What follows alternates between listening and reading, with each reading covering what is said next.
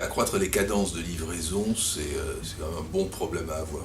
C'est un problème agréable et notre métier, l'aéronautique commerciale, a un problème agréable qui est d'accroître nos cadences.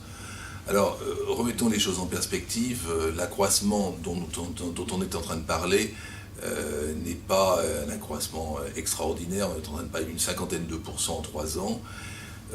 50% en 3 ans, une entreprise normalement constituée, normalement profitable, normalement organisée, doit être capable de réussir cette performance, et la plupart des entreprises de la supply chain le sont.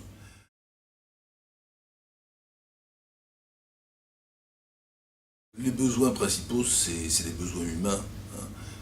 Nous sommes dans une entreprise qui est une entreprise de savoir, une entreprise de process, de savoir-faire. Et le principal actif de nos sociétés, ce sont les hommes.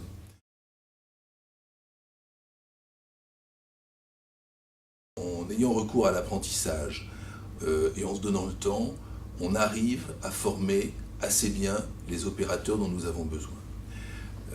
En revanche, on ne forme pas nous-mêmes, les entreprises aéronautiques ne forment pas elles-mêmes leurs ingénieurs. On recrute des ingénieurs qui ont déjà cette qualification. Et ça, c'est une ressource qui pourrait devenir rare. Nous devons, en tant que profession et en tant que nation, nous préoccuper du maintien au meilleur niveau de nos écoles de formation au métier de l'aéronautique.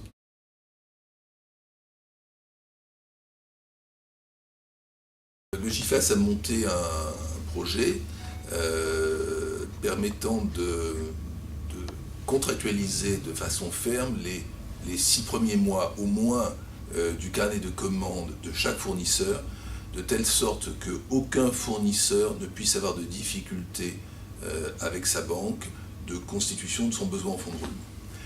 Ensuite, évidemment, il faut être profitable dans notre métier. Ça, c'est une condition sine qua non. Et la plupart des joueurs de la supply chain sont profitables dans le métier de l'aéronautique.